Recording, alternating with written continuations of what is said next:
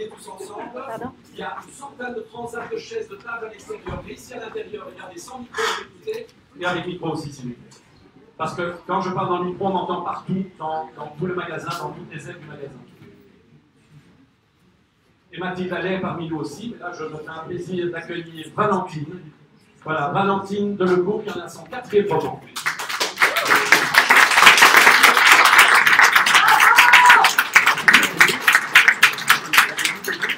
Et je vous jure que ce que je vais vous dire est la vérité.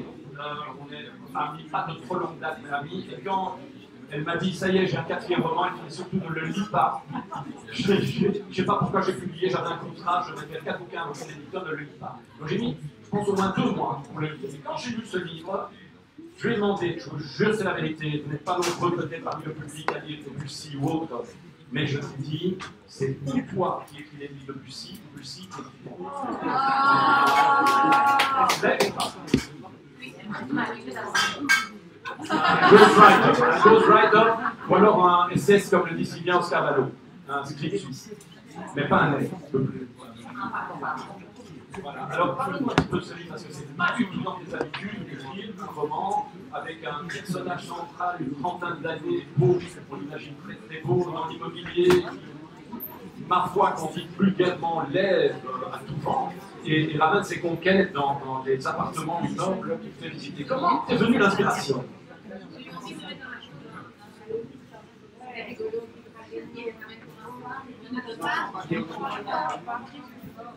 Merci.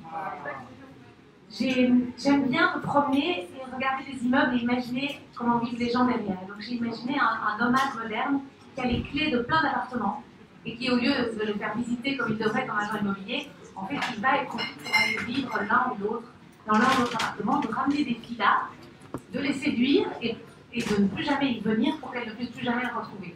Sauf qu'évidemment, on finit toujours par être puni par son comportement volage et un jour, alors qu'il ramène une jeune femme, Alice, qui tombe sur une femme étranglée dans une baignoire. Et à partir de ce moment-là, tout doucement, toute sa vie part à voler. Voilà. C'est très bien résumé, et je pense que parmi les livres sélectionnés, c'est le livre, ça la définition, un livre de qualité accessible à tous. Parce qu'il est vraiment, moi, je ne le dis pas péjorativement, mais il est accessible, il est plaisant. On le commence, on peut lâcher. Ah mais moi, mon but, c'est de faire un livre qu'on peut lire en un pas. On peut rajouter un peu d'eau, mais... Alors, pour encourager également, parce que je n'aimais absolument pas la couverture de ce livre. Oui, non, mais c'est vrai. Donc, vous voyez, comme Marc est partie prenant avec ses auteurs. On fait de publier avec lui et de vous faire vendre chez Pellegrini. Voilà, donc on va se partager un micro et ce sera la même chose pour la suite. Est-ce qu'au caisse, voilà, c'est le 3e. Je fais court, puisqu'on est censé respecter un timing. Et donc, je remercie Valentine qui sera dans la salle et qui peut à tout moment dédicacer ses ouvrages qui sont en quantité à une des tables dans l'espace bande dessinée. Donc, n'hésitez pas à la retrouver. Tu ne sais pas encore où, mais je t'ai promis une chose. Avec quelqu'un qui est dans la salle aussi, nous allons envahir Paris, aller à Paris et conquérir un éditeur. Donc, chose promise, chose due, nous avons déjà la directrice des éditions La Thèse. Si Véronique veut rencontrer Valentine, vous ne reprenez le train dans 1 heure, c'est le moment, c'est l'instant. Je ne sais pas chez Véronique, mais c'est le moment. Je pense qu'elle doit être là-bas avec Caroline. Tu es là. Donc Valentine cherche un éditeur parisien.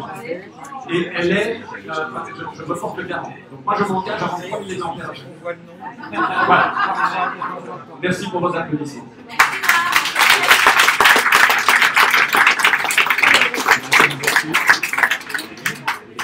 Alors, quel est le lecteur qui va présenter Mathilde? Voilà. Bienvenue, c'est Clarence qui a organisé tout ça, donc je ne sais pas. Brigitte. Voilà, donc Mathilde, bienvenue, merci de nous rejoindre, puisque Brigitte, lectrice du Joli Télégramme, va présenter votre roman, qui est son roman coup de cœur. Elle est comme Bernard, elle va prendre de grandes respirations, c'est la première fois pour elle, et pour Mathilde aussi. Voilà. Donc, Brigitte, bienvenue. Brigitte, et comme tous les membres du jury, comment ça s'est passé? C'était un tirage au sort? Vous êtes fait partie d'un de nos sponsors? Par hasard, j'ai passé l'invitation, je me suis inscrite, j'ai tenté ma chance. C'est une belle expérience que j'encourage tout le monde à faire les années suivantes. Okay. Donc vous allez parler, vous gardez votre masque, donc vous le mettez bien, donc si vous faites comme vous voulez, si vous le gardez, bien mettre le micro contre votre bouche s'il vous plaît. C'est celui-ci qui fonctionne. Voilà. Mathilde, bienvenue. Merci d'avoir joué le jeu. Donc je vous en prie, Mathilde allait chez Flammarion, Sexy Summer, et puis je vais pas vous présenter. Alors, moi je veux bien présenter le livre, mais pas. Non, si, voilà. Mais donc, est-ce que je peux présenter votre livre? Alors, donc, en fait, Sexy Summer, c'est l'histoire d'une adolescente qui s'appelle Juliette, qui est atteinte d'une maladie un peu particulière, en ce sens qu'elle est atteinte de la maladie des ongles. Donc, elle est malade des ongles. Donc, ses parents quittent Bruxelles pour arriver dans une campagne ardennaise, dans un village qui n'existe pas, mais dont tout le monde a les images mentales en tête. Et dans ce village, c'est une zone blanche, une zone sans ombre. Et on a l'impression, quand on lit le livre, donc, de voir c'est l'été, il fait très chaud, tout le monde est lent, tout le monde est ralenti dans ce village, comme si le manque d'eau faisait aussi que les gens se ralentissaient. Et en même temps, il y a des choses qui accélèrent dans la vie de Juliette, puisqu'elle passe de la période vraiment de l'enfance, soignée par ses parents, chouchoutée par ses parents, à vraiment à l'adolescence et à la prise en main de sa propre vie. Et moi j'ai aimé ce roman parce que voilà, c'est un roman nostalgique, tendre, avec beaucoup de belles illustrations qui nous fait sourire, qui nous fait réfléchir. Et c'est surtout un roman qui est un peu gris-noir de l'adolescence. Hein. Donc voilà, on a quand même toujours en tête encore son adolescence, on l'est encore maintenant, même quand on est adulte. Mais l'avantage, c'est que ce roman va vers la lumière. Et ça, je pense que personnellement, c'est ça qui, moi, m'a manqué dans certains autres romans qui étaient vraiment un petit peu de qualité, la lumière, le milieu, donc ça, vraiment, ça m'a... C'est pour ça que c'est mon coup de cœur. C'est juste que j'aurais bien aimé que vous gardiez le premier nom du moment, parce que sur la première de couverture, on voyait qu'il y a de la joie. Et je ne sais pas si ça a été changé ou quoi, mais voilà, j'aimerais bien savoir la histoire, parce que ça fait apparemment il y a de la joie. J'ai vu cette heure, je me suis dit qu'il y a plus de la joie. C'est mon avis de l'esprit. Donc j'ai bien aimé, et moi je trouve aussi que c'était un des romans qui justement était accessible à tous, et c'est un roman sur l'adolescence, mais pour les adultes. Voilà.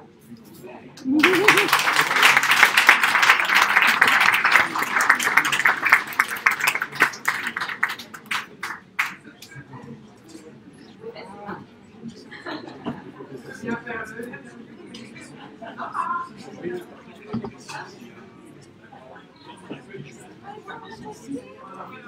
Très bien, bravo. Vous avez fait ça avec brio. Et encore une fois, bravo. Voilà, vraiment bravo. Alors, je disais juste avant, j'invitais, puisqu'on a Véronique Hardy des éditions La Thèse à rencontrer une auteure bruxelloise. C'était chez le Suiquin. Expliquez-nous un petit peu, parce que le livre on l'a raconté, le livre on l'a tous lu. C'est quoi ce passage d'un, on va dire, petit, moi je suis éditeur aussi, avec la mémoire de cette là déjà, qu'est-ce que ça fait d'arriver chez un mastodonte comme Flammarion? Il faut juste parler. Voilà, ouais. Mais d'abord, merci beaucoup pour voilà, ce résumé que vous avez fait. Vous parlez bien mieux que moi de mon livre. C'est pas évident du tout de parler de son livre, d'essayer de résumer à une histoire, quelque chose qui est tout un processus d'écriture, etc. Donc c'est émouvant pour moi aussi de vous entendre en parler et de savoir que ça a été votre coup de cœur. Et peut-être avant de parler du passage à un grand éditeur, répondre à votre question. Donc, non, il y a une date, ce n'est pas mon titre de base. J'ai dit ça aussi dans les questions, c'est une suggestion. Mais en fait, non, il y a à la fois cette figure juste au titre de l'aventure des droits d'auteur, parce qu'il y a la chanson de Charles-Trédé qui se trouve dans le livre, et donc c'est pour ça que je trouve ça, et je n'y avais pas pensé, mais c'est pas une mauvaise idée.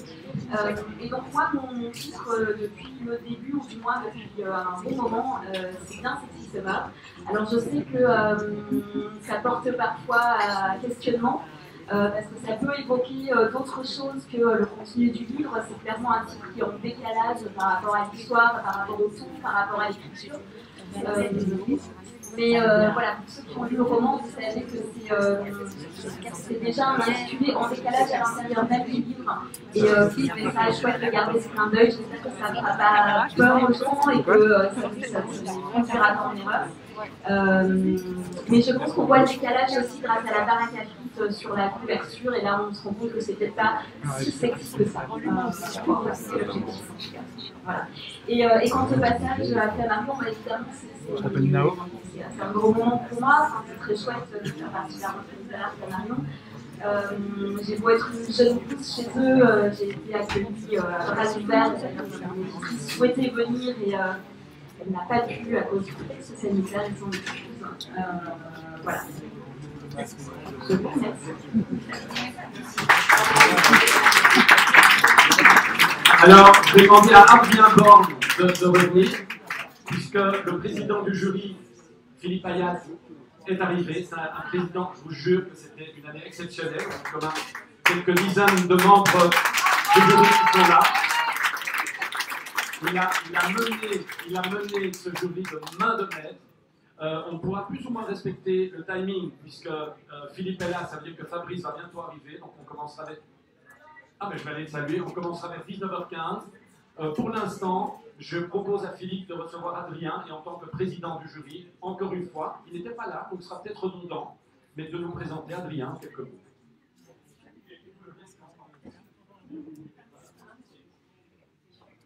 Allô, allô. Bonjour à tous, je suis ravi de vous retrouver. Je commence à connaître bien le chemin jusqu'ici. C'est toujours un plaisir d'être là. Bonjour Adrien. Bonsoir. Alors on ne se connaît pas et je ne peux pas trop parler de vous à titre personnel parce que je ne suis pas rentré dans l'intimité de votre vie. Tant mieux. J'ai compris que c'était un premier roman, mais j'ai compris aussi que c'est un roman finalement qui était en vous depuis certainement très longtemps et que l'envie d'écrire vous habite. Donc on a beau dire que c'est un premier roman, vous n'êtes pas un dernier-né écrivain. Vous êtes à mon avis écrivain depuis très longtemps, au moins dans votre tête. Et ça se sent et ça se savoure quand on le lit. Et je dois dire que j'ai été très touché par votre livre parce que il raconte une histoire, mais il déroule le fil de la mémoire et on pénètre dans l'épaisseur, dans la chair de l'existence. Et c'est formidable d'ouvrir un livre et de s'y retrouver un peu soi-même et d'essayer d'avoir des réponses à l'inintelligible. Et c'est ce que j'ai ressenti quand j'ai refermé votre livre après l'avoir lu et vous m'avez donné un grand moment de joie et je vous en remercie. Merci beaucoup.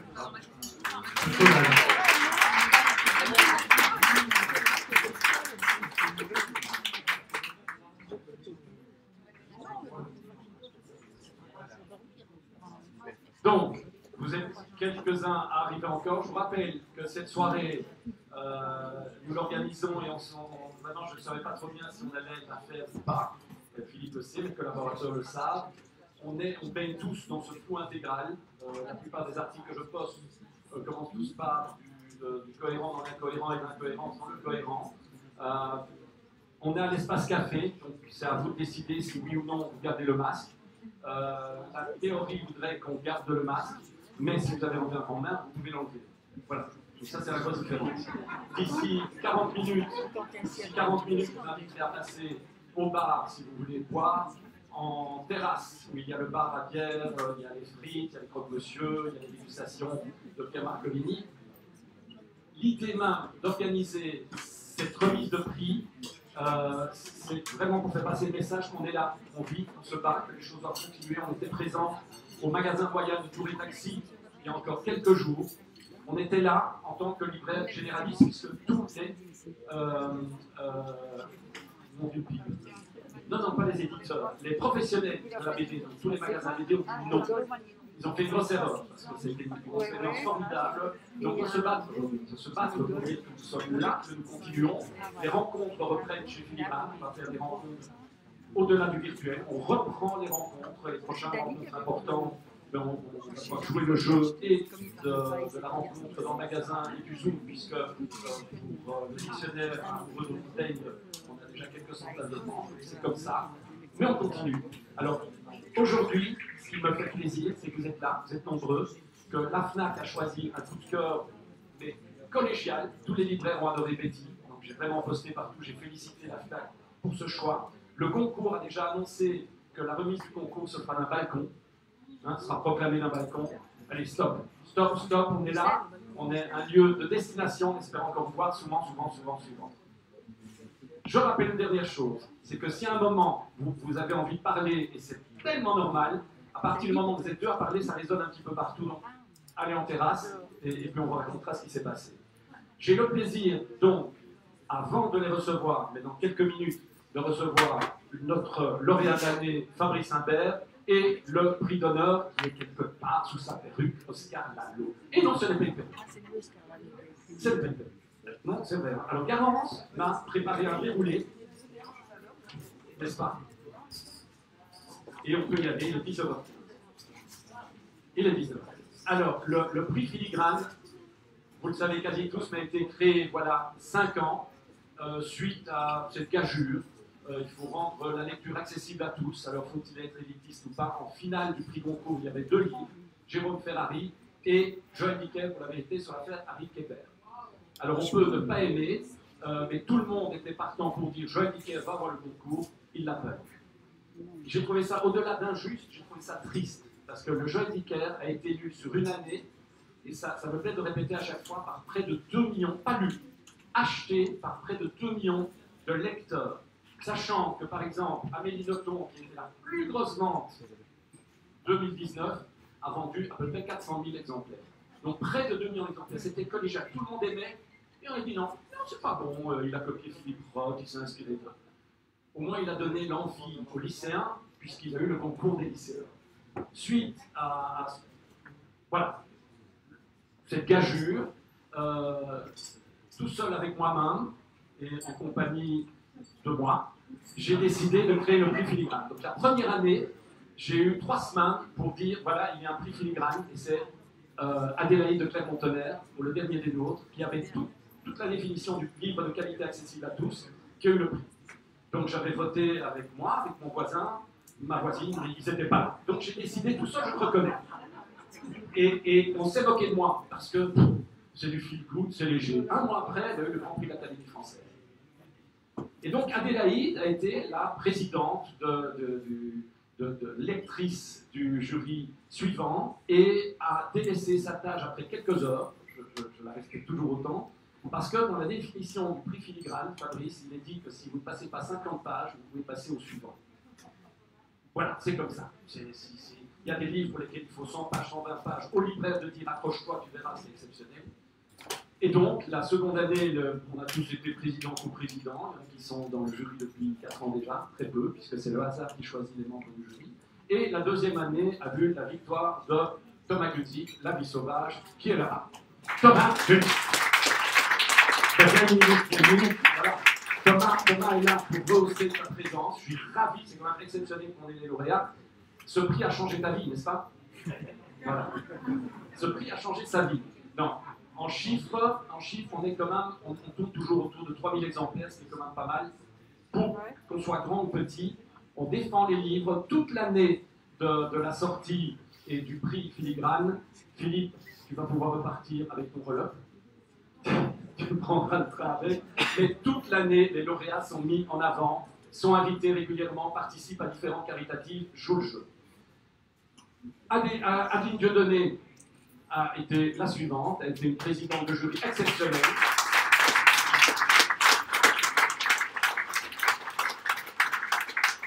Et a fait en sorte, bon, il n'y avait pas de parti pris, mais que Philippe Ayat soit le suivant. Philippe Ayat, c'est quand même l'anecdote, je vais la raconter. Hein. Ton bouquin, je ne vais plus en parler. Si vous ne l'avez pas, c'est un livre choral, c'est un livre magique, c'est un livre magnifique, et vous ne pourrez plus dire « ouais, c'est trop cher, il vient de sortir en poche ». Donc, il n'y a vraiment pas d'excuse. Tous les auteurs présents, sans obligation, je vais réinstaller les tables. Si après, vous voulez vous faire dédicacer les ouvrages, je vous dis que pour l'instant, je ne demande pas mieux. Le libraire a besoin de vendre un maximum. Donc n'hésitez pas à faire vos cadeaux pour les semaines à venir et jusqu'à la fin de l'année. Les auteurs sont là, on ne sait pas s'ils pourront revenir. Hein, zone rouge parmi. Que zone rouge, donc ça veut dire qu'il peut rester 48 heures. Alors, les lauréats, vous les connaissez. Nous avions donc, dans les sélectionnés Mathilde Allais que vous avez pu rencontrer, Adrien Baum qui est toujours parmi nous, Lise Charles. Je donnerai le micro à Brio tout à l'heure si vous écoutez encore, qui est un fan qui veut absolument défendre Lise Charles. Je crois que c'était une bonne idée de me donner des bouteilles d'eau pour ceux qui parlent, parce que je sèche. Merci beaucoup.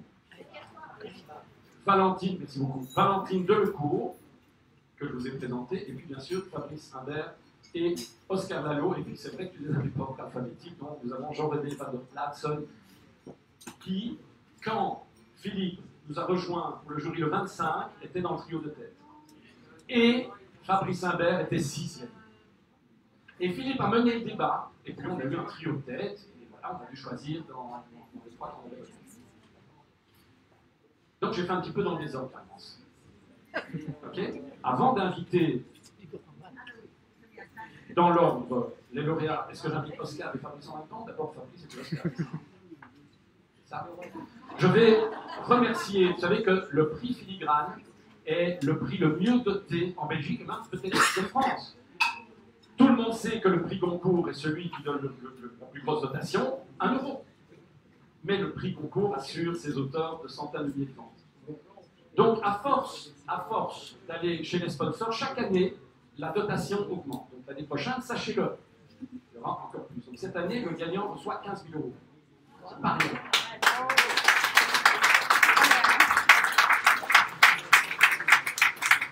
Et si cette année le gagnant reçoit 5 000 euros, c'est parce que nous avons un nouveau sponsor qui se cache, qui n'est pas timide, rien du tout.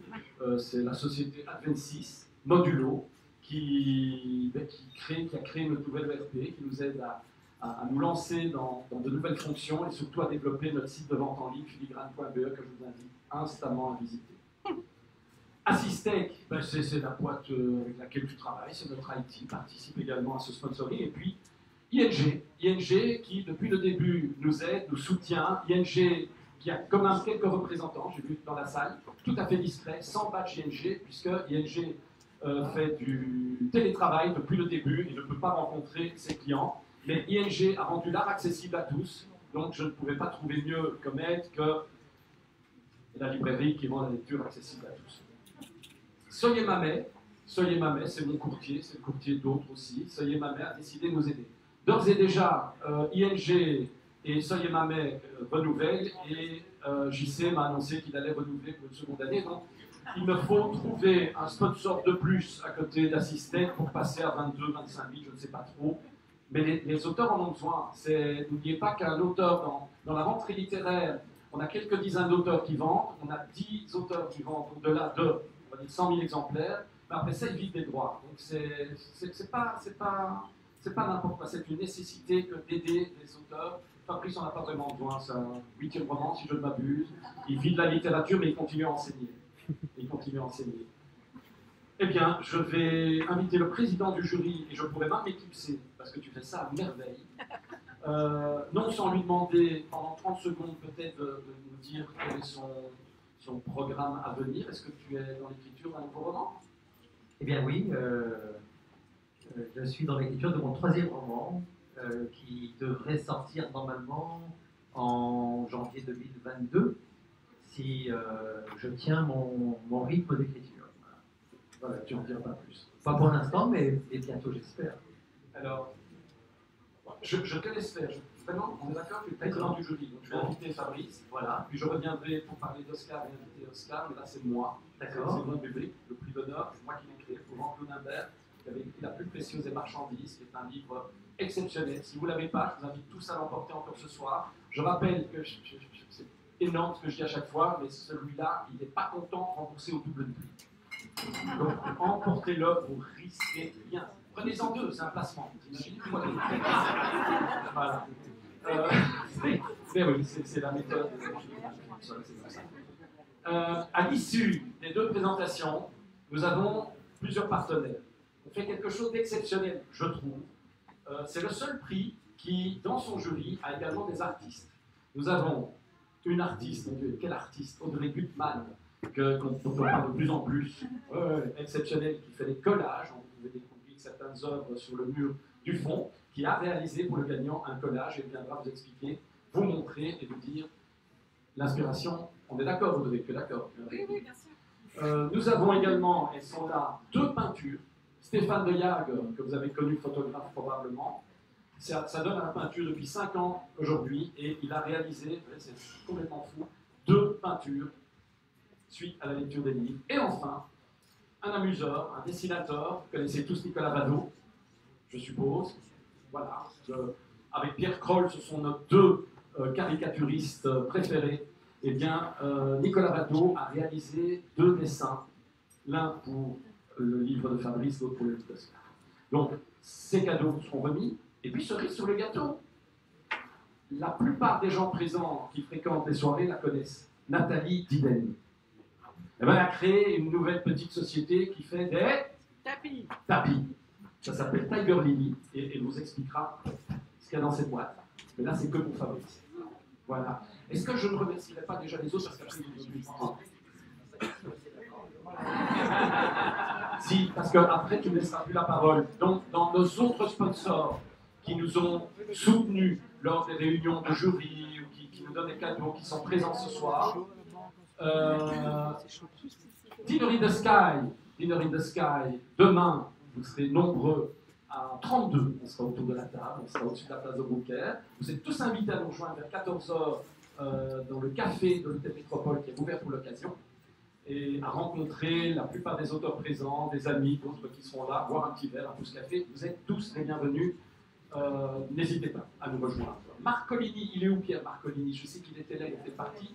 Enfin, Pierre Marcolini, qui est présent dans le petit chalet en terrasse et qui, lors de la réunion, nous a offert des glaces et ce soir nous offrira des dégustations.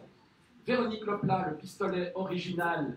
Ce soir, eh bien, j'aurai plaisir, parce que je ne pouvais pas le prendre pour tout le monde, tous les auteurs pourront déguster des pistolets originaux. Mais ça, c'est comme ça, messieurs les Français, pas originaux, des pistolets originaux de Valérie Lopla. Donc, nous ferons le lancement de l'ouvrage dimanche prochain, toute la journée, hein, dimanche 4 octobre, de 11h à 19h, avec plein de chefs étoilés présents qui viendront soutenir Valérie. L'atelier de Max, ce sont les tables qu'on vous propose à l'espace café. Vous aurez toutes les dégustations de sucré une fois que vous aurez mangé le salé. Blue Pepper, c'est notre fournisseur attitré pour tout ce qui est salé, sucré et autres. Une fois que nous ouvrirons le bar, nous vous mettrons des chips un peu de tout genre qui sont offerts par eux. Et puis de dernière minute, les bonbons YOLO. Les bonbons YOLO qui sont des bonbons, ils ont 3 spécificités. Fred, rappelle-moi. Vegan, sans gluten, sans gélatine. Et ils ne copient absolument pas. Mais quand vous prenez ces bonbons, vous avez l'impression de prendre des bonbons Coca et autres. Et Oscar est arrivé. Mais il était là, Oscar. Oui, il était juste caché, mais on ne va pas encore l'appeler. Qui? Oui, mais pas encore. Hein. Voilà, donc j'ai terminé. Attendez. Les remerciements médias. Les remerciements médias. Manu Mestac est parmi nous. Alors Manu, j'ai enfoncé les portes. Merci Manu, j'ai ma petite chronique tous les dimanches. Ça ne me suffit pas. J'ai pu chroniquer avec les membres du jury tous les jours à 14h30 les livres sélectionnés. Et les auditeurs demandent et redemandent. Il ne faut pas négliger les auditeurs d'RTL. Et ils demandent des chroniques tous les jours. mes collaborateurs et moi, nous sommes là. L'écho, malheureusement, Serge Quadbach, Xavier Flamand devaient être présents. Il y en a un qui est malade et l'autre qui va travailler sur qu'il se passe quelque chose avec les formateurs. Francis Van de Goustein, Jean-Claude Van Troyer, tous les journalistes qui devaient être là ce soir ne sont pas là, et pour cause. Et Anne-Sophie Bailly, par contre, a pu se libérer. Elle est là. Anne-Sophie, voilà, Anne-Sophie Duvif. Ils ont fait un travail génial. Donc, dès le départ, ils nous ont dit on parle des livres, et si on n'a pas, on peut le dire. L'écho a fait la même chose. Je rappelle à ceux qui n'étaient pas là quand j'ai dit tout le mal que je pense de l'article qui était fait sur le livre de Valentine.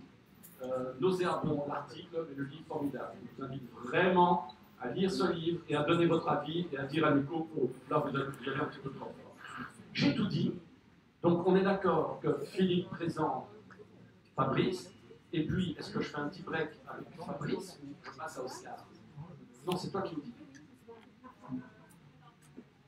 Tu sais pourquoi, moi? D'accord. Fabrice, sous les applaudissements, le gagnant 2020.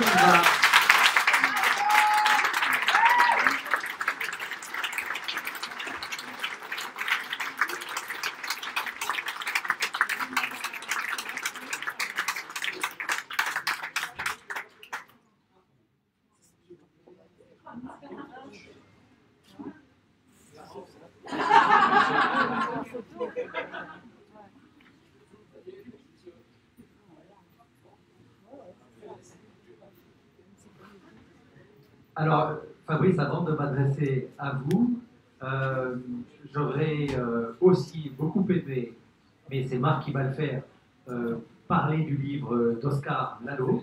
Mais donc, je ne vais pas t'enlever. Je serai le premier en Europe depuis 30 ans à t'avoir enlevé un temps de parole.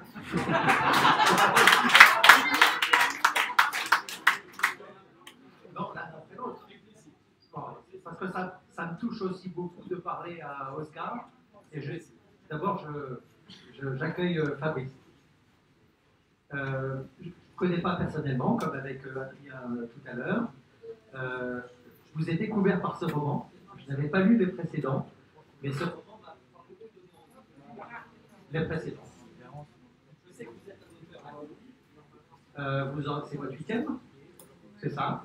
Donc, voilà, vous écrivez, votre vie et l'écriture se confondent. Et quand j'ai ouvert votre livre, j'ai d'abord été saisi par le ton du personnage. Il s'est créé une intimité entre moi et lui, et j'ai eu envie de le suivre jusqu'au bout. Et il m'a plu la lecture parce que j'ai eu l'impression d'entrer dans un véritable thriller. Et ce roman, il apporte toutes les qualités du thriller. Ce roman, il a toutes les qualités du thriller, c'est-à-dire qu'il vous prend, il ne vous lâche plus, et vous n'avez qu'une seule envie, c'est de tourner la page pour savoir ce qui se passe. Et puis, au-delà du thriller, il y a une forme somptueuse. Donc vous avez, je trouve, un style qui est votre voix, qu'on reconnaît sans doute parmi beaucoup d'autres, et c'est ça qui fait un grand auteur, c'est quand on reconnaît son style à la première page. Et j'ai été très séduit par votre style. Et puis le sujet. Alors le sujet, sans dévoiler, il y en a encore quelques-uns qui ne l'ont pas lu, même s'ils sont rares, sans dévoiler quand même, je trouve que ce sujet, c'est non seulement parler des risques de la désinformation, on peut dire ça, mais à travers le risque de la désinformation, j'ai trouvé que c'était une recherche de soi. À travers ce sujet d'actualité, c'était peut-être avant tout la question de soi et la recherche qu'on mène tout au long de sa vie, à savoir qui on est. Et donc vous arrivez à parler de la grande histoire et de la petite en même temps, vous arrivez à créer de l'intimité, vous arrivez à dérouler un sujet passionnant qui ne nous lâche pas, et vous avez une voix qui nous parle encore une fois qu'on a refermé le livre. Et pour toutes ces raisons, on avait eu envie de votre présence ce soir. Et de vous remettre c'est mieux. Merci beaucoup, sincèrement.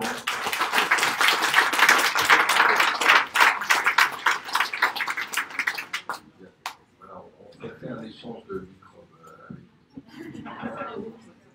Alors, merci beaucoup, hein, vraiment sincèrement, à la fois à Philippe pour ce qu'il a à dire, à tous les lecteurs. Donc, si j'étais 6e, c'est que les débats ont été vifs, c'est que des lecteurs bien intentionnés ont fini par emporter le morceau. Donc bravo aux plus convaincants. Et puis aussi merci à Marc dont j'envie l'énergie et je me suis dit mais ça c'est vraiment ce qui me manque. Donc bravo d'avoir su organiser ce prix et puis avec un tel déploiement, c'est vraiment très très agréable. La vie malgré tout d'un écrivain, d'un artiste d'ailleurs en général. C'est comme une vie où finalement il n'y a pas tant de festivité que ça.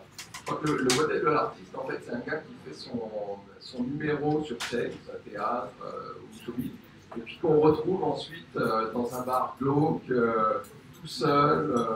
Et je crois vraiment que c'est la vérité du statut de l'artiste. J'ai souvent vu ça, j'avais travaillé un moment pour un festival, et il y avait des artistes très connus, voilà, ils faisaient leur scène le soir, et puis ensuite, je les voyais à une table 2 heures après le spectacle, ils étaient absolument solitaires.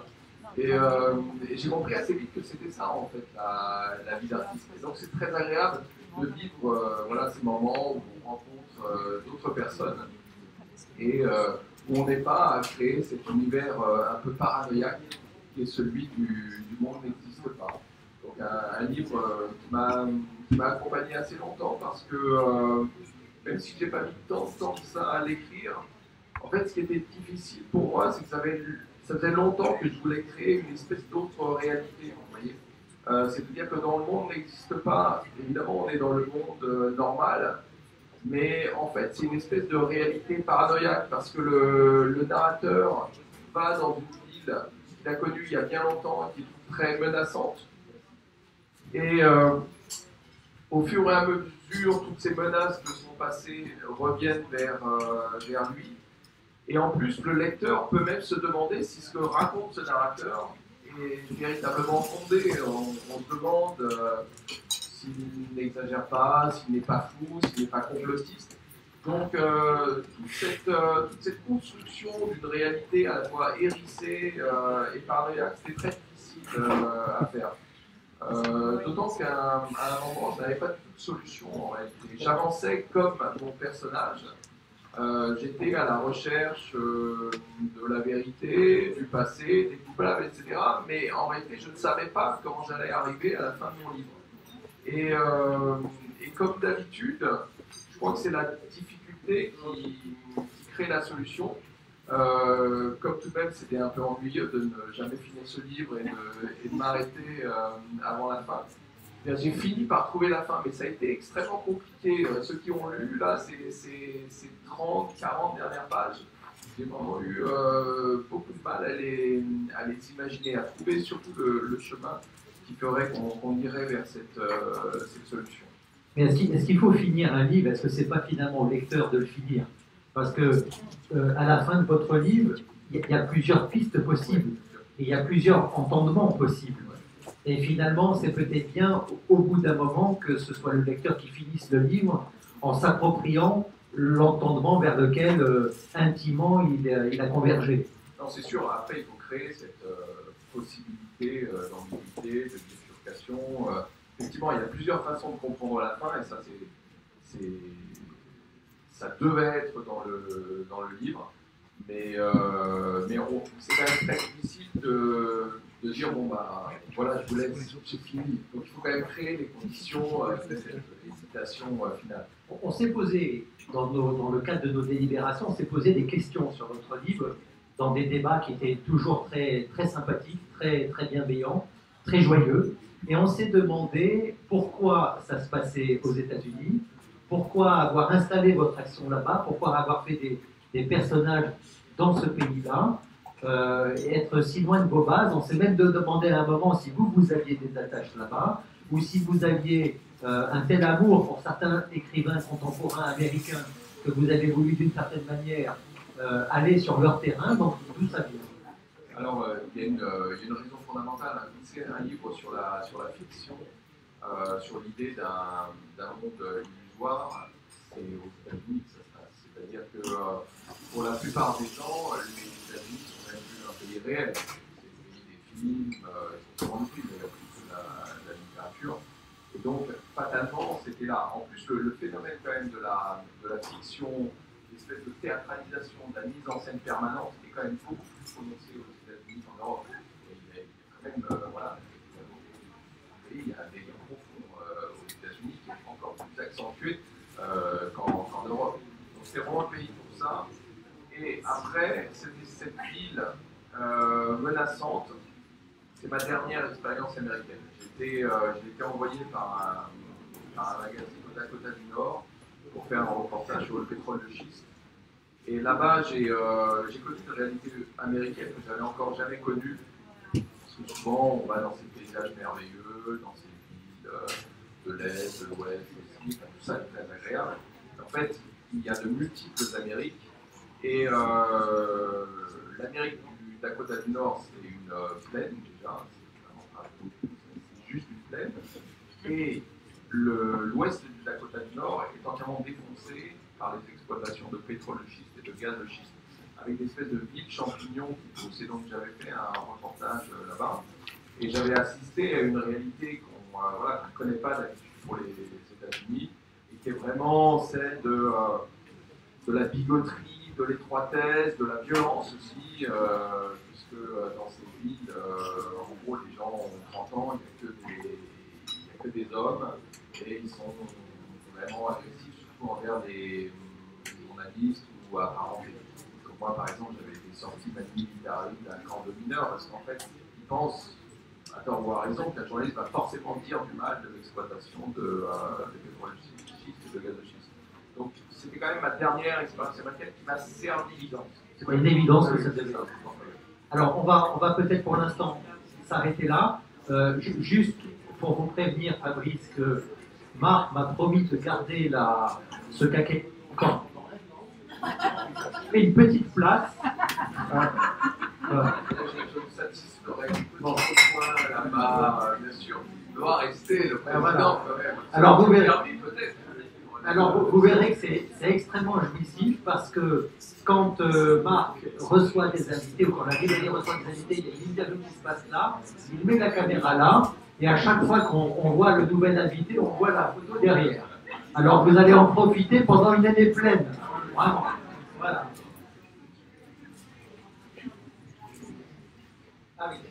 Ah ben voilà. Donc, j'ai le pin de Fabrice, et je vais le mettre avec grand plaisir. Voilà. Je le donne ou je le mets moi? Alors voilà, ben voilà. D'abord, quelques applaudissements, s'il vous plaît. Merci beaucoup.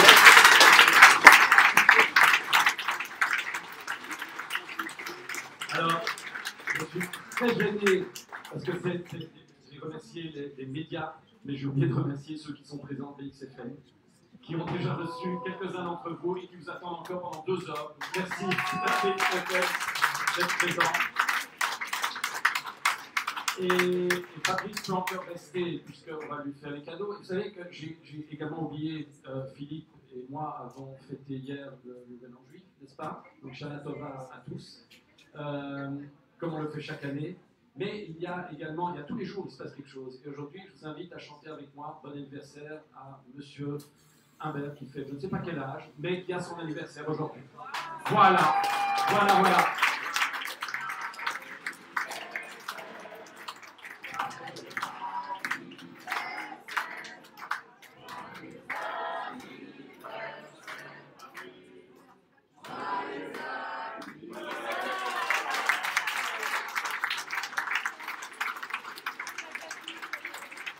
Il fallait marquer le coup.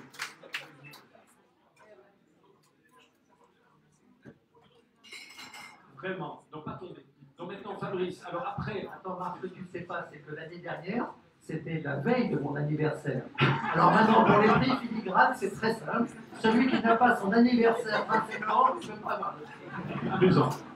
Et pour Adélaïde, quand on a mis le prix, c'était l'anniversaire de ma fille. Ça change rien, mais bon, il y avait un anniversaire. Alors, j'inviterai de toute façon, avant que vous alliez vous balader, boire et manger, tous les sponsors pour une photo de groupe, avec, pour que vous soyez tous là.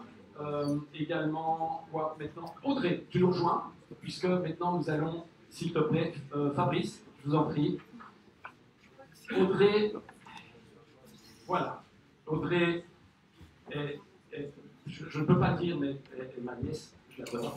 En plus, manière par et en plus elle est artiste. Bonsoir. Fabrice, vous étiez mon coup de cœur de cette cuvée 2020. Donc, je suis très heureuse que vous ayez remporté le prix. Et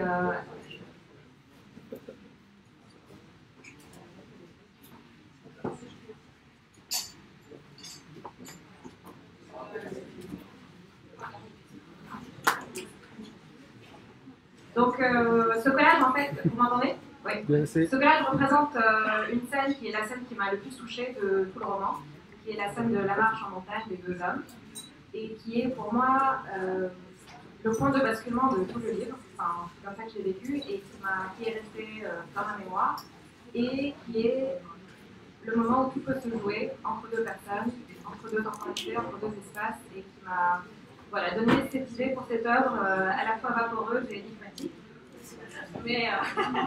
mais qui représente bien, je trouve, votre entreprise littéraire qui était pour moi vraiment à mi-chemin entre le romanesque et aussi la poésie, le surréalisme. Enfin, et pour moi, c'était un livre sur l'amour, à contre-pied de tout ce qui a été dit sur le livre jusqu'à présent. C'est un livre sur l'amour. Et donc voilà, merci.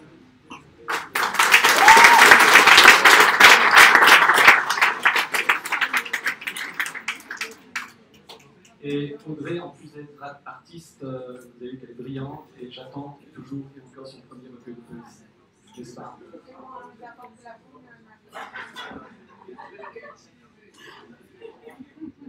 Voilà. Alors, malheureusement, tous les artistes ne sont pas présents. Mais Nathalie Diden, très timide, est là et va vous offrir sa réalisation. Voilà. Oui. Tu n'as pas mis ton t-shirt, mais c'est pas grave. Voilà.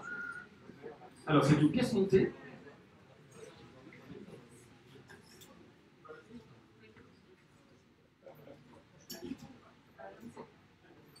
Bonsoir. En fait, on vous a fait un petit emballage cadeau avec plein de surprises dedans.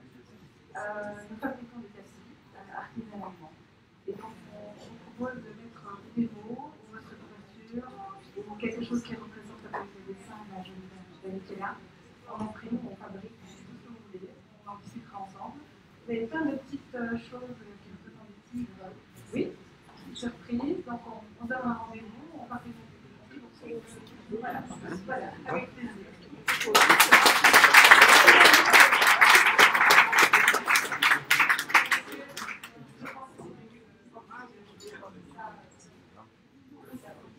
J'insiste sur une chose, c'est que Tiger Lily, c'est facile, T-I-G-E-R, espace L-I-N-Y. Vous tapez, si vous voulez personnaliser les cadeaux, c'est génial, ça prend maximum 20 jours. Si tu m'as dit que 2 semaines, bon voilà, 2 semaines pour réaliser un cadeau personnalisé, ça vaut la peine, et c'est pas n'importe qui.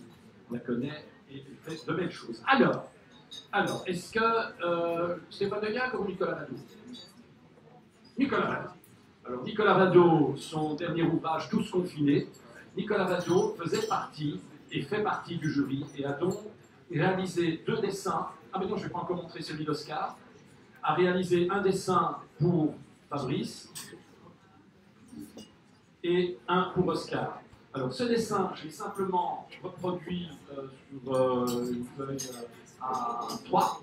Et demain, Nicolas sera présent au Dinner in the Sky, vous remettra sous enveloppe le dessin original. Et dans 10 jours, vous recevrez par la poste que je ferai déposer chez Gallimard ou à votre domicile privé une très belle reproduction sur papier blanc. Voilà. Alors voilà la réalisation de Nicolas. Alors ça vous parle? Allez-y. Alors, voilà donc, welcome to Brisbane, Colorado, puisque la ville dont je parlais, la ville paradisiaque de Brisbane, se situe effectivement au Colorado. Et puis là, c'est le personnage qui est recherché par le narrateur, Ethan Shaw, qui était le champion de tennis et de football américain au lycée. Et il est accusé d'avoir violé et tué cette jeune fille de 16 ans. Et là, c'est le journaliste qui a été autrefois le meilleur ami d'Ethan Shaw qui arrive donc dans son costume noir, effectivement, dans la petite. Donc c'est exactement. Et le puzzle qu'il y a derrière, c'est d'abord une allusion au texte lui-même, hein, qui est une espèce de puzzle, et au fait que Ethan faisait toujours des puzzles quand il manquait. Donc c'est vraiment exactement.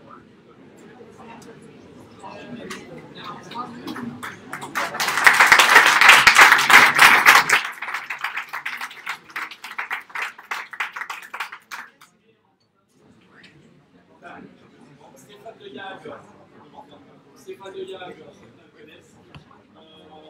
C'est un habitant de Dac qui s'est fait connaître avec ses photos polaroïdes qui faisaient des photos chouettes.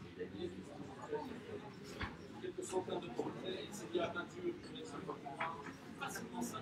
Et c'est là.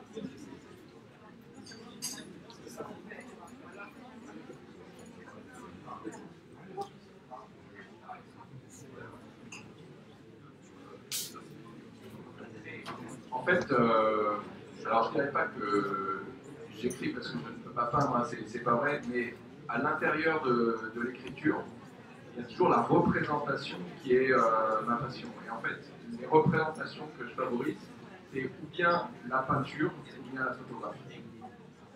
Merci.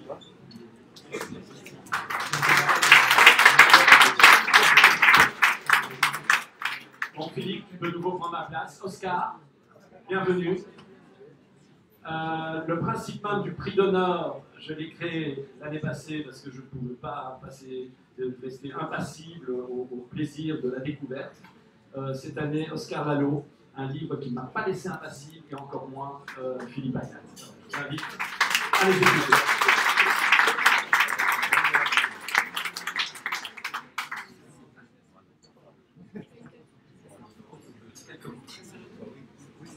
Eh bien, Oscar, ton livre est bouleversant. Mais quand on a dit ça, on n'a encore rien dit. Il est bouleversant parce qu'on a envie de prendre cette femme qui se cherche et qui cherche son passé pour la bonne raison qu'elle n'en a pas, qui cherche ses racines parce qu'elle n'en a pas. Et on a envie de la rendre femme, de la rendre être humain. Et tu nous aides à le faire. Et quand on referme le livre, on a le sentiment que finalement, on lui a redonné une petite existence d'être humain, elle qui en était complètement dépourvue. Alors, tu as réussi en quelques pages, parce que c'est un livre qui doit faire 200 et quelques pages, mais les pages sont écrites avec parcimonie parce que tu cherches le mot juste, et qu'un mot qui n'est pas utile est un mot que tu enlèves de la page. Et donc, en quelques mots, oserais-je dire, tu arrives à rendre une femme très attachante, à nous expliquer tout un pan de l'histoire qu'on ne connaissait pas forcément, et c'est un pan difficile à expliquer puisqu'il y avait, ça se passe pendant la guerre, pendant le nazisme, etc. Donc il faut quand même comprendre le contexte historique, et sans jamais nous montrer que tu nous expliques quelque chose, tu nous plonges dans ce contexte historique et on arrive sous ta plume à comprendre l'ampleur du désastre, si j'ose dire. Et tu fais tout ça avec des mots qui claquent, avec des phrases qui ne sont jamais inutiles ou gratuites. C'est comme si tu réinventais la façon de faire des phrases. C'est comme si tu réinventais la conjonction entre deux mots. Et donc ce livre, il cumule plein de choses. Il cumule le style, tel que je viens de décrire. Il cumule une histoire incroyable qui nous ouvre un gouffre historique qui se passe dans les années 30 et 40, et qui cumule l'histoire très attachante d'une femme qui essaye de vivre comme une femme, elle à qui on a enlevé le droit de vivre comme une femme.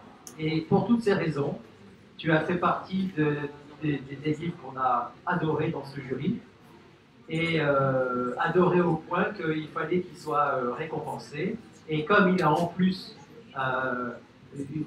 question de mémoire, et de mémoire à partager avec beaucoup, il a été choisi pour être ce livre, ce prix d'honneur.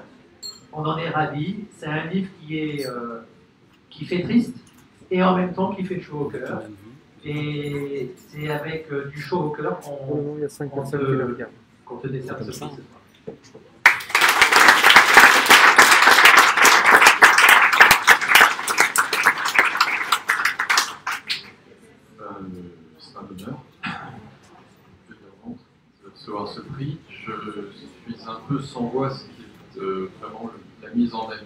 absolue, puisque j'ai été le porte-voix de cette fille qui n'avait ni voix ni mémoire, et là je me retrouve coincé, donc je suis le comble de mon roman, je me retrouve ma protagoniste. Il y a un moment, j'étais tellement ma protagoniste qu'un jour, en descendant du train, je me suis dit, tiens, les marches sont hautes, est-ce que je vais pouvoir descendre avec ma robe? Et là, je me suis dit, je suis trop ma protagoniste. Ceci dit, j'aurais préféré être en robe ici que sans voix. Donc voilà, je veux dire merci. Je veux dire merci. Je veux dédier quand même ce prix aux enfants les Lebensborn, qui existent toujours. Je ne savais pas que je m'attelais à ça. Je pensais que j'allais écrire un roman. Et moi qui suis assez accoutumé à faire de front plusieurs professions, je pense comme beaucoup d'écrivains, mais même avant, tout petit déjà. Là, j'ai dû être historien et romancier, en étant certain, je vous ai épargné une version de 458 pages avec des chapitres plus longs, et j'ai sabré tout ce qui était pédago. Je me suis dit, je ne dois pas être historien, surtout pas, et j'ai enlevé aussi, ça peut déraper aussi, ce que je pouvais penser moi-même en tant qu'Oscar Lalo. Donc je suis resté ce scribe, et j'ai voulu que ça reste le livre d'Hildegard. Donc ces enfants Lebensborn, à part ceux qui sont suicidés, ils existent encore, pour beaucoup. Et si ce livre peut participer ou mettre la graine d'un véritable historien, parce que moi je ne suis pas historien, je le dis à nouveau, et qu'il fasse ce travail de recherche, ce serait fantastique, ce serait vraiment un aboutissement. Voilà, et s'il y a une si grosse biographie, c'est parce qu'en fait il n'y avait rien. Si j'avais eu la chance d'avoir un ou deux livres qui font référence, ça m'aurait pris peu de temps, et là j'allais chercher partout, et je trouvais en fait des pistes de façon la plus improbable qui soit. Par exemple, un jour j'ai pris Histoire du cinéma de Godard, je me dis tu vas vraiment loin, mais en même temps il fallait que je nourrisse Hildegard, et puis j'ouvre, et la page j'ouvre, il y a marqué « L'oubli de l'extermination participe à l'extermination ». Et donc c'était vraiment une phrase forte, parce que l'oubli, l'absolu, c'est un livre sur l'absence, et l'absence de data, comme on dit aujourd'hui, l'absence de données, l'absence de mémoire active, parce que les nazis ont ceci de propre, voire les Allemands au sens plus général, de tout archiver, mais aussi de tout détruire, et ce double mouvement balancier a fait que cette fille, finalement, n'existait pas. Je veux le dédier aussi à Mark Philipson, que je ne connaissais pas, et que je suis ravi de connaître. Et le confinement a créé des choses très bizarres, je pense, chez chacun d'entre nous, mais moi je suis absolument pas geek. Et un jour, un ami m'a persuadé d'avoir un compte Instagram, donc je me suis mis à ça avec une trouille bleue. J'ai toujours pas compris Facebook, mais Instagram a fait 6 mois, j'ai compris. Et je me suis dit, je vais faire ce que j'aime, c'est-à-dire je vais essayer de faire connaître des grands écrivains méconnus.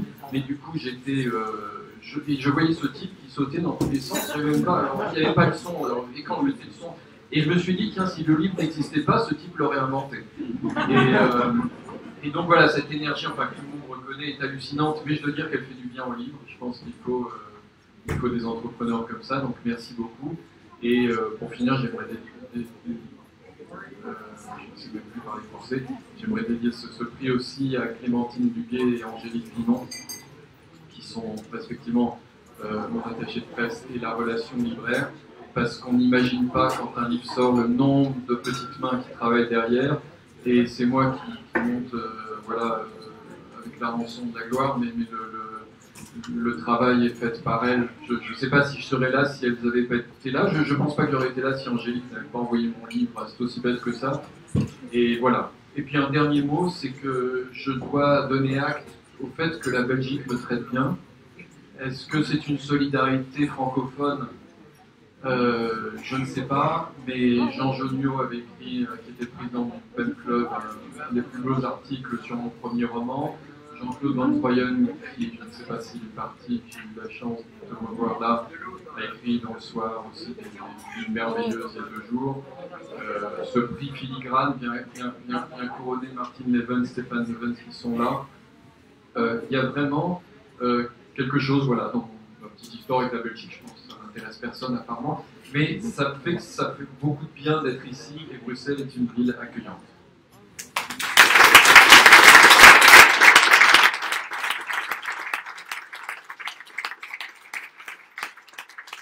Moi, j'ai aussi été récompensé, merci Oscar. Ça me touche. T'es enregistré, on va l'écrire. Mettre ça dans les livres d'or. La cérémonie de remise du 5e prix a bientôt terminé. Les chèques sont virtuels. On n'a dit pas imprimer de papier, donc on ne l'a pas fait. Donc je demanderai bientôt, une fois que je t'aurai remis des petites choses qui sont prévues pour toi, que les 4 sponsors, à dire, JC, peut-être Marie, si elle peut, tu as le droit ou... Non, donc eh bien, ING ne sera pas présenté, que à dire, JC et... comment Patrice est là Patrice Bourg, quelqu'un de chez Soleil ma mère, il n'y a personne. Comment Serge, je crois pas qu'elle est là, mais il n'est pas sponsor. Mais Serge est arrivé. Mais je vais pouvoir de nouveau l'attaquer en direct alors. Non, je crois que Serge n'est pas là. Enfin bon, de toute façon, on ne va pas perdre de temps. Hein. Oscar, c'est brillant. Je dois juste raconter pour l'anecdote que j'ai reçu le livre, il y a 10 mois, je ne sais pas trop. Que quand je l'ai reçu, je n'avais aucune envie de le lire, justement parce que les chapitres sont trop courts et que Angélique a insisté. Tu dois le lire. Donc, merci Angélique d'avoir insisté. Et je suis tombé sur mon derrière, donc j'ai la chance d'avoir une petite phrase au dos du livre. Il y a 2 libraires qui ont une petite phrase publiée. Je dois saluer le travail du graphiste là, pour le bandeau du prix Filigrane Verret. C'est une réussite exceptionnelle. Demain, le travail du graphiste de Philippe pour le prix 2019. Brillantissime, merci à eux de participer. Mais ma phrase n'était pas complète, puisque vous avez mis remarquablement écrit j'ai adoré quelque chose du genre, mais pour moi, c'est un devoir de mémoire obligatoire. Les Lebensborn ont existé, ces enfants, on en parle parfois 5 lignes dans un livre d'histoire, on n'en parle absolument pas. Donc lisez ce livre, documentez-vous. Pour l'anecdote, j'ai fait lire ce livre à une dizaine d'amis quand j'ai reçu le livre, ils ont adoré. Et puis il y en a qui l'ont lu en 1 heure, 2 heures, et puis il y en a, comme mon amoureuse, qui a mis 5 jours parce qu'elle était en permanence sur son téléphone, et c'est pas possible, c'est pas possible. Voilà. Donc ça c'est mon petit mot pour ce livre. Tu n'as pas autant de surprises que le gagnant, mais c'est pas ton anniversaire, voilà. Mais Nicolas Rado a lu ton livre, et voilà le dessin qu'il a réalisé. Oui, donc c'est assez fantastique parce qu'on voit Himmler, sans en rajouter des couches, qui ressemblait absolument pas à la race supérieure à laquelle il comptait produire pour le Reich millénaire, comme d'ailleurs Goebbels avec son Prévost et ses 1m59, comme Hitler. C'est assez fabuleux d'un point de vue quand même de la vente, ça t'a à apprendre auprès d'eux, d'arriver à vendre une race supérieure et de s'en faire le chef alors qu'on n'y ressemble pas du tout. C'est extraordinaire. Et en fait, c'est une vérité historique. C'est-à-dire là, il dit « Honey, I'm still free, take a chance on me ». Donc il est avec une vraie Lebensborn girl. Et en fait, Himmler, pour donner l'exemple, il a fait 2 enfants en dehors de sa femme. Le plus incroyable, c'est Martin Bormann, qui avait déjà 7 enfants, parce qu'en fait, on avait des médailles. Plus on faisait d'enfants, donc sa femme en avait 7. Et sa femme revendiquait de pouvoir présenter l'autre femme avec qui son mari avait fait des enfants aussi. Donc, ça représente vraiment ce que c'est une vérité historique. Voilà. Merci.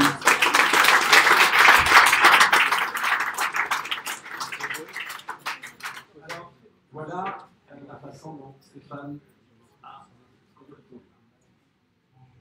Ça te parle? Alors là, si vous avez 1 heure, on va en parler.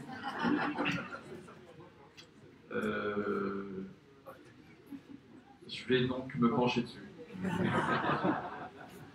Voilà, alors j'invite maintenant les sponsors, s'il vous plaît, qu'on puisse faire au moins qu'on ait les photos et je rappelle que, voilà, je n'ai pas besoin de le dire, mais Garance, tu devras pas, sinon je te dis après.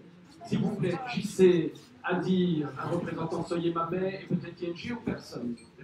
Personne. Nous n'aurons que JC et à dire. Voilà, alors s'il vous plaît, Fabrice aussi, qu'on soit tous présents. Voilà, merci. Merci d'avoir mis votre t-shirt.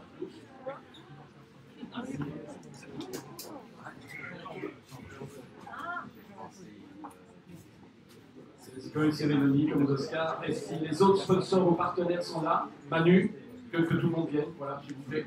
On passe une photo. Nathalie, tout le monde. Quel sponsor? Nathalie, vas-y.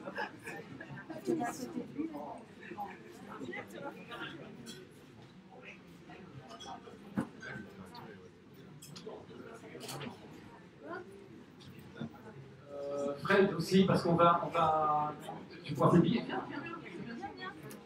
sans les masques. Et donc voilà, c'est un bonheur. 6e édition, président Fabrice, est-ce que vous acceptez d'être président du jeu?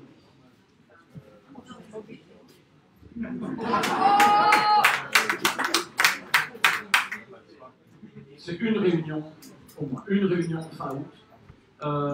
Je vous rappelle, communication@filigrane.be, 50 lecteurs papier, et cette année, enfin l'an prochain, il n'y aura pas le Covid, 200 lecteurs sur tablette. Donc, vous serez 250 lecteurs au moins.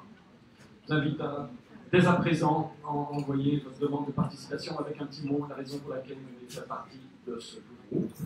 Je vous remercie encore tous, et les représentants présents, et les autres. Pourquoi vous êtes déplacés aujourd'hui? Merci. Les frites Antoine, c'est tout au bout à gauche. Les croque-monsieur, c'est en sortant à gauche. Les dégustations Bartolini, c'est un tout petit peu en sortant à droite. Et puis nous allons passer ici avec des plateaux des tartes de l'atelier de Max, à boire à l'intérieur et à l'extérieur. Merci à tous. Je vous rappelle, j'ai oublié. On avance la table ici, qui avance. Je suis désolé que vous allez un petit peu travailler, Oscar et Fabrice. Je croise les doigts que vous allez beaucoup travailler. C'est une table de dédicaces. Donc on va avancer la table. Et si vous voulez des dédicaces personnalisées, je vous ai rappelé, prévoyez vos cadeaux à venir et soutenez la librairie. Alors celui qui en achète 10 ne reçoit pas l'11e. Mais c'est pas mal d'en acheter 10. Et puis eux pourra dire un mot tout à l'heure.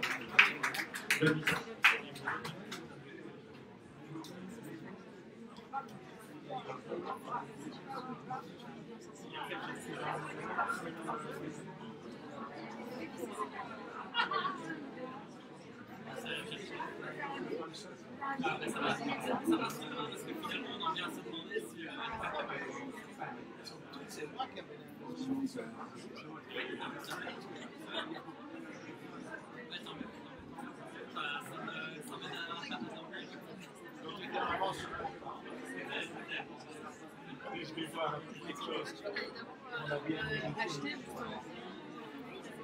C'est vrai que ça t'a chouette.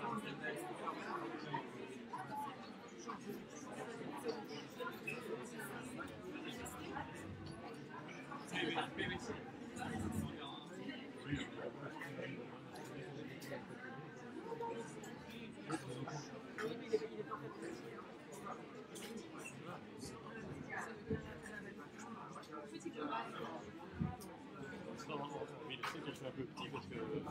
Oui, mais c'est non, justement.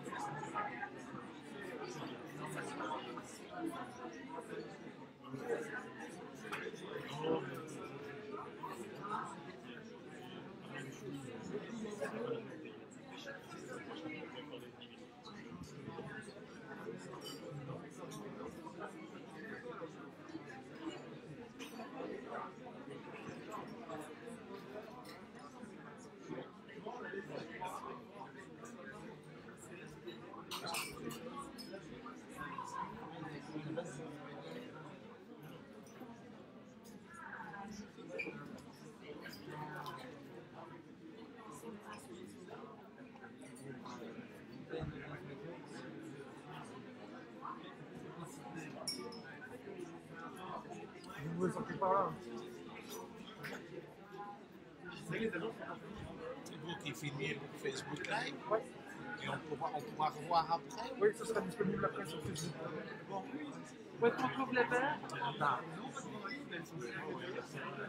C'est ça.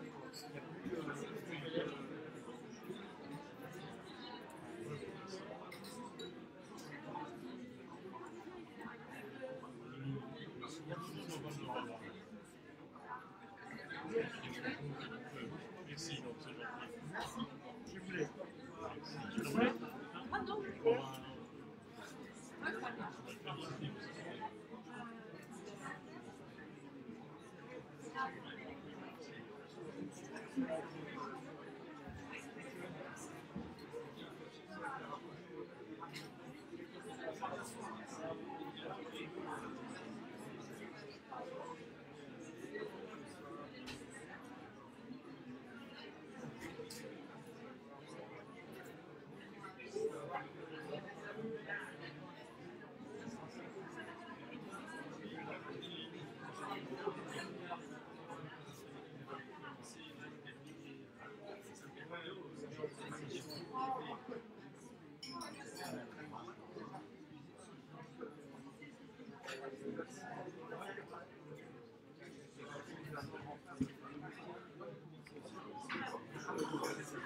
C'était en live?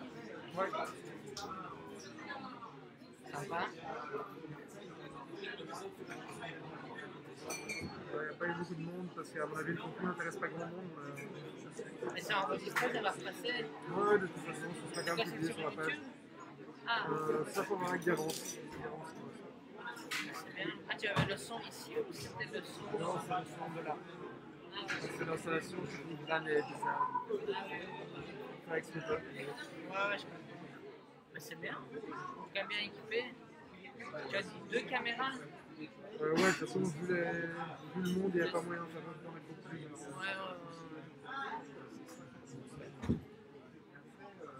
Du coup, voilà. Ah, c'est cool. Sans le masque.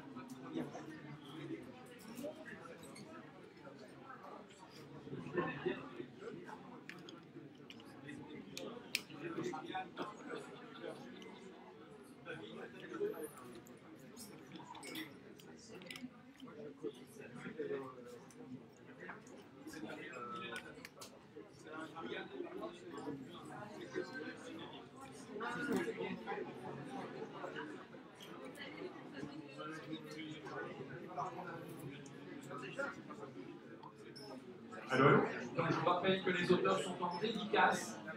Le temps que vous fassiez, une fois qu'il n'y aura plus de queue, ils vont aller en terrasse, comme tout. Et Philippe Ayat, bien entendu, vous attend également pour l'exercice. Et Adrien, Adrien dit qu'il en a, j'ai compris qu'il est encore là. Maintenant, on va dire qu'il est là jusqu'à 8h. Ok, donc Adrien vote pendant 10 minutes, si vous voulez comment c'est maintenant. Les autres sont là plus longtemps. Voilà.